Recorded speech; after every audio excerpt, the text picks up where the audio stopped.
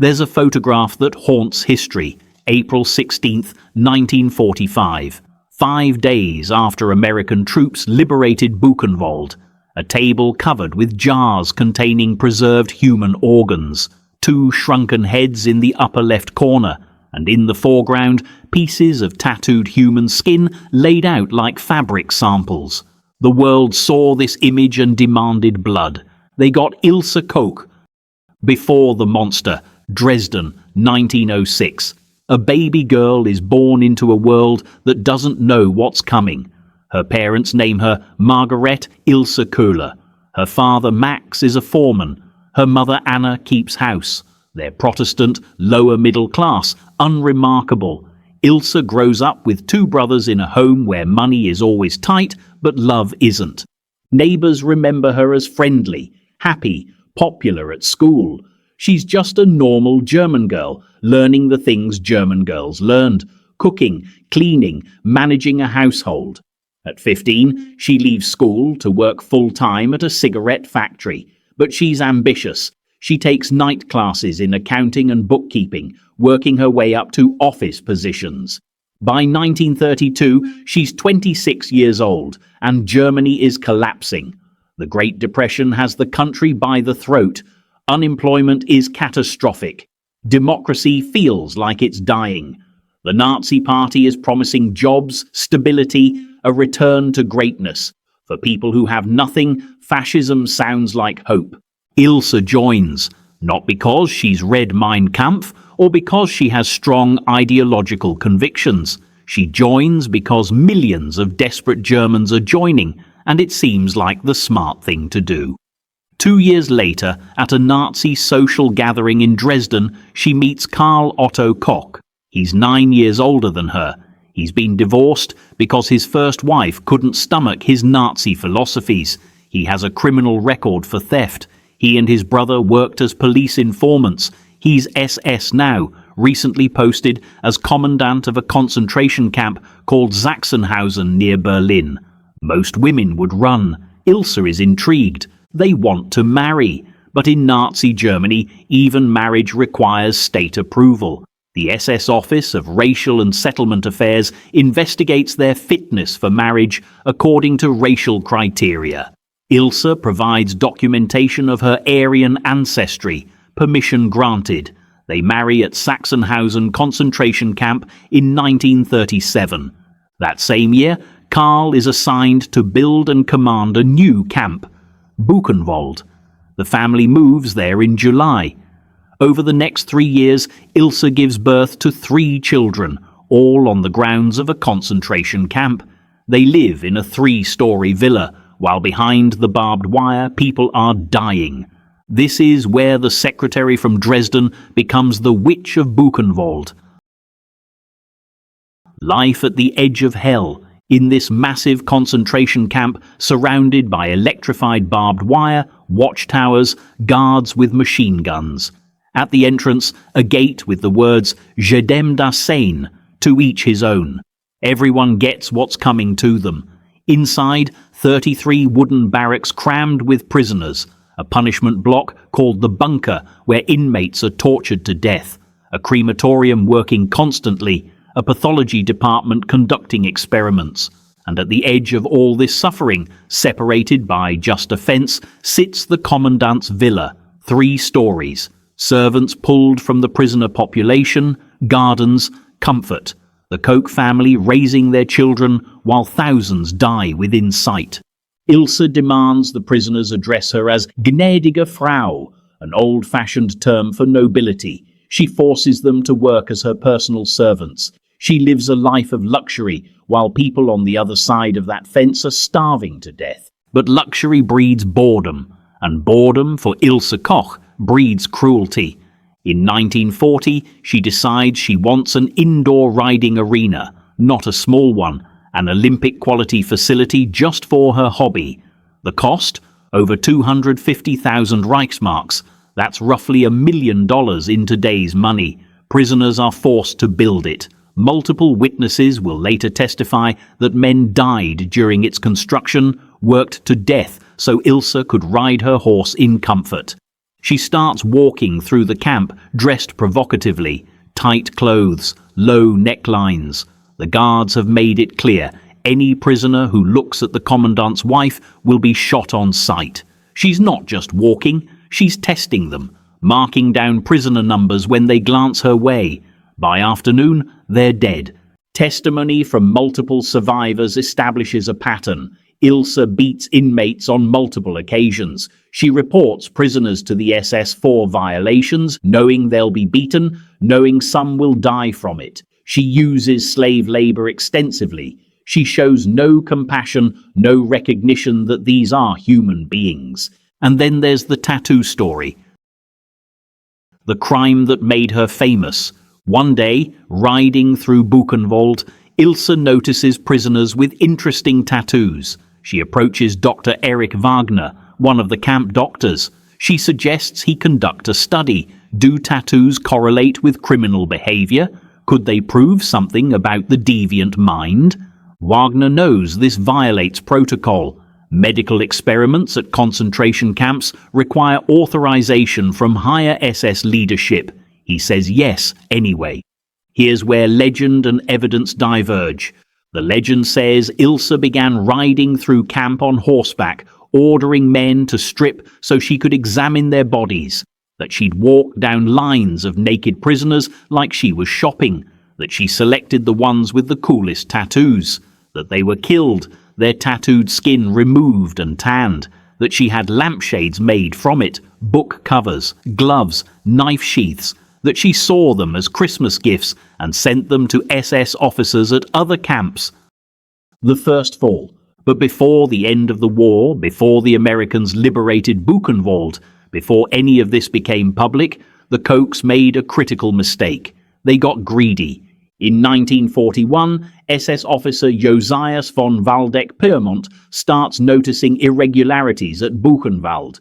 He's the higher SS and police leader for Weimar, which gives him supervisory authority over the camp. He glances at a death list and sees a familiar name, Walter Kramer, a hospital orderly who once successfully treated him. Why is Kramer dead? Waldeck investigates.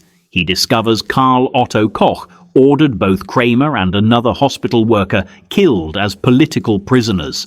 Their crime? They treated Karl for syphilis. He wanted it kept secret. Another prisoner was shot while trying to escape, after also helping with Karl's treatment. He was told to get water from a distant well and shot from behind. The investigation expands. An SS man named Köhler was murdered, injected with phenol by Dr. Waldemar Hoven because Köhler was a potential witness who might talk. And then the money trail emerges. Karl has been embezzling on a massive scale, at least 200,000 Reichsmarks, probably more. He built Ilse's riding arena with stolen funds. He bought luxury cars. He opened Swiss bank accounts with money extorted from prisoners. In the Nazi system, everything stolen from murdered Jews belongs to the Reich. Karl Koch was stealing from Hitler himself. Both Karl and Ilse are arrested in August 1943. Karl is charged with embezzlement and 3 counts of premeditated murder. Ilse is charged with receiving stolen goods worth at least 25,000 Reichsmarks. The SS trial happens in December 1944. The Nazi judge concluded that while Ilse may have been manipulative, the responsibility lay with Karl. He was the commander. He should have had final say. Ilse was acquitted for lack of evidence. She was set free. Karl was sentenced to death and executed by firing squad at Buchenwald on April 5, 1945, just days before the Americans arrive. Even though her demands directly contributed to her husband's death, Ilse showed no remorse. Ilse is released after 16 months in a Gestapo prison. She moves to Ludwigsburg with her 2 surviving children. Her daughter Gudrun died of pneumonia at 4 months old. She lives in a small flat. She's trying to disappear. The liberation of Buchenwald, June 6, 1944. Allied infantry and armoured divisions landed on the Normandy coast. The largest seaborne invasion in history marked the turning point of World War II, the beginning of the end. July 1944, Soviet forces liberated Majdanek, the first major Nazi camp in occupied Poland. Only then did the full extent of Nazi horrors become exposed to the world. Because of forced labor and starvation, only a small percentage of concentration camp inmates survived. They resembled skeletons, many so weak they could hardly move. April 8, 1945. Buchenwald prisoners, using a secret shortwave transmitter, sent a Morse code message to the Allies, to the army of General Patton. This is the Buchenwald concentration camp. SOS. We request help. They want to evacuate us. The SS want to destroy us. 3 minutes later, they received a reply. Hold out. Rushing to your aid. Staff of Third Army. 3 days later, on April 11th, the US 6th Armored Division liberated Buchenwald. They found more than 21,000 survivors, weak and emaciated. When Gestapo headquarters called to say they were sending explosives to destroy the camp and its inmates, they didn't know the administrators had already fled. A prisoner answered the phone and said explosives wouldn't be needed because the camp had already been blown up. It wasn't true, but it saved thousands of lives. General Patton toured the camp. He ordered the mayor of nearby Weimar to bring 1,000 citizens to see the crematorium and evidence of Nazi atrocities. The Americans wanted Germans to take responsibility for Nazi crimes, instead of dismissing them as propaganda. Many citizens cried.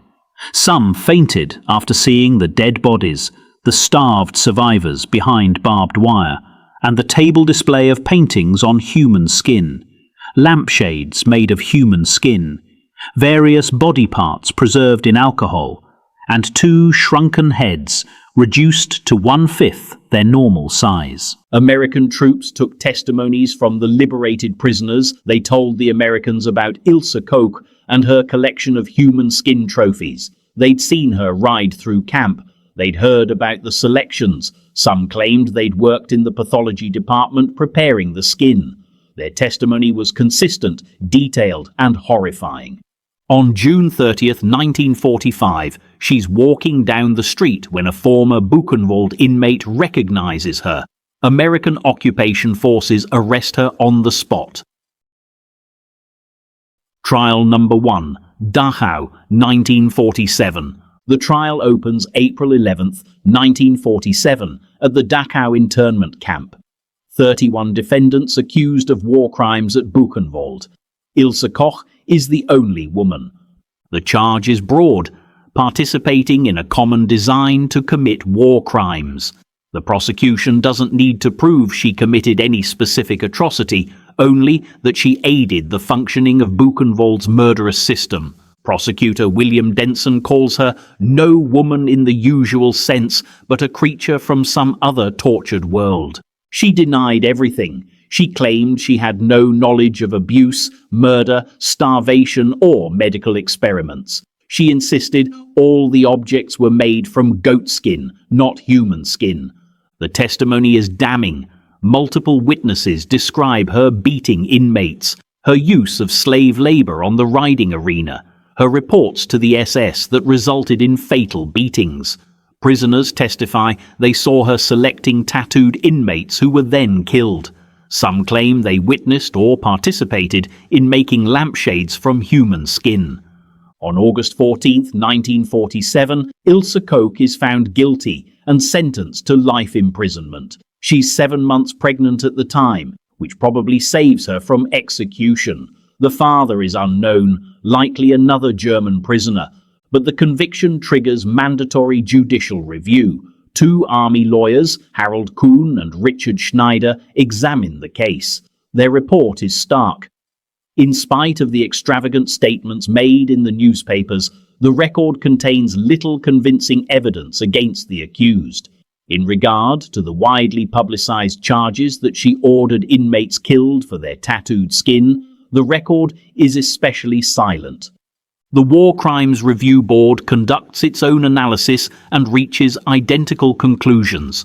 No reliable evidence she ordered prisoners killed. Nor is there any evidence in this record of any kind that she at any time ever ordered any article made of human skin. General Lucius Clay, military governor of the American zone, reviews everything himself. On June 8, 1948, he reduces her sentence. There was no convincing evidence that she had selected inmates for extermination in order to secure tattooed skins, or that she possessed any articles made of human skin. He adds, "I hold no sympathy for Ilse Koch. She was a woman of depraved character and ill repute. She had done many things reprehensible and punishable, undoubtedly under German law. We were not trying her for those things. We were trying her as a war criminal on specific charges." When Clay's decision becomes public on September 16, 1948, the American public loses its mind.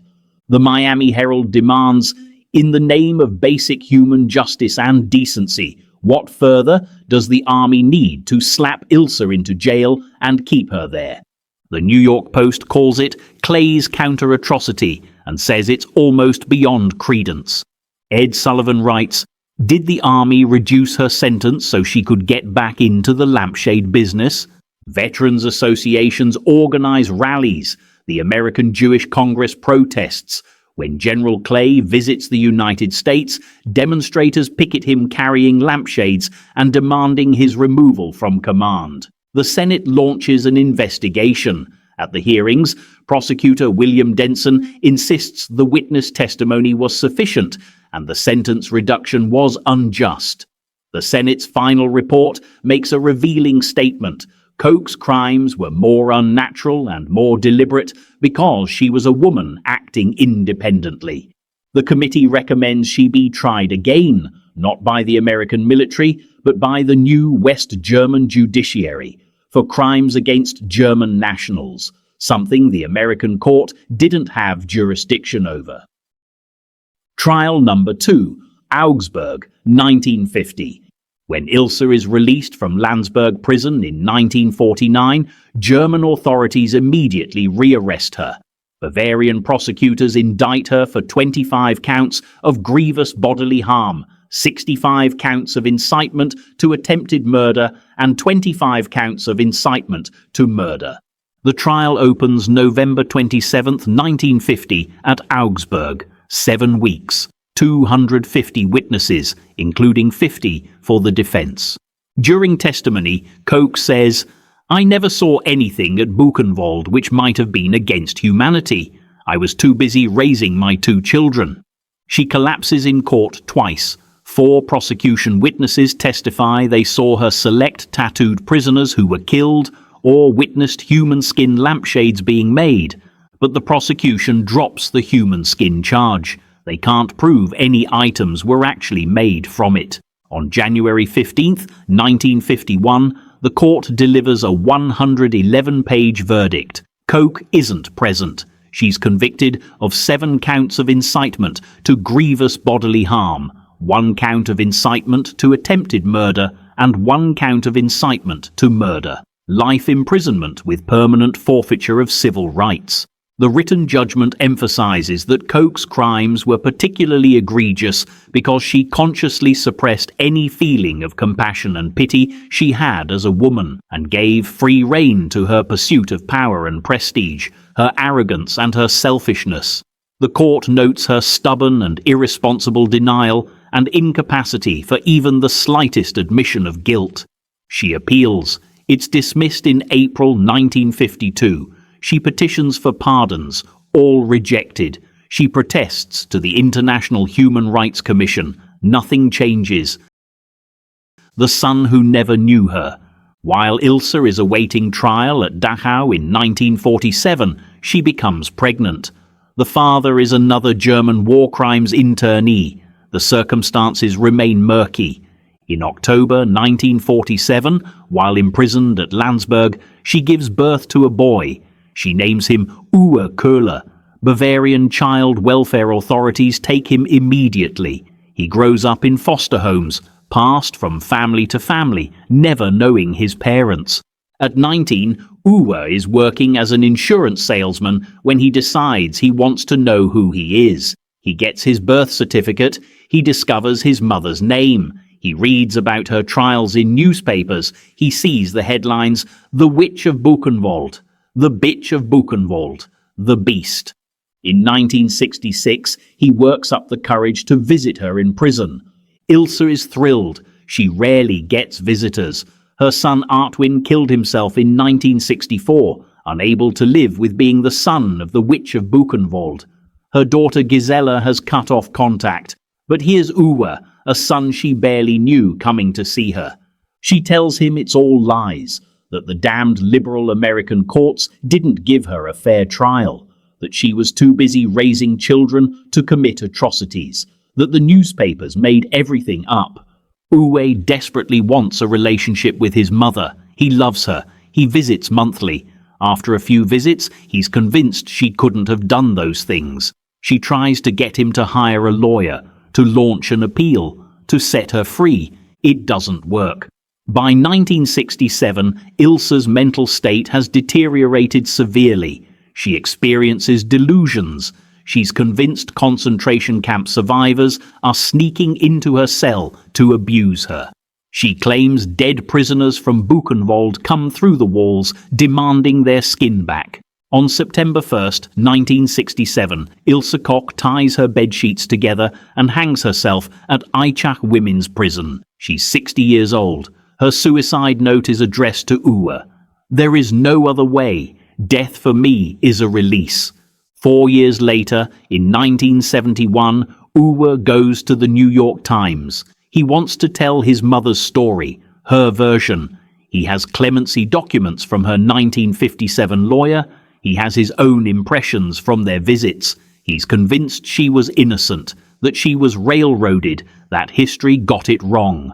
The New York Times prints the facts instead, the trial transcripts, the testimony, the evidence of what she actually did. Nobody buys Uwe's version. He becomes in every sense her final victim of manipulation. The uncomfortable truth. Here's what makes Ilse Koch's story so disturbing. Not the exaggerated allegations, but what actually happened. She wasn't just a sadistic monster who got pleasure from torturing people, though the legend says she was. She was something more common and more terrifying. A vain, petty, cruel woman who was handed power over people the state declared worthless and who chose cruelty every single time. She didn't need to make lampshades to be guilty. She didn't need to personally select tattooed prisoners for death. Her documented crimes were enough. She beat people. She worked them to death building her riding arena. She reported them for violations knowing they'd be killed. She treated human beings as objects for her convenience and sometimes her amusement. Ilse Koch was a woman who had every opportunity to show mercy and chose cruelty, who lived in comfort while people died within sight of her windows, who beat inmates, worked them to death, showed no compassion, and felt no remorse, who, when finally held accountable, insisted she'd done nothing wrong.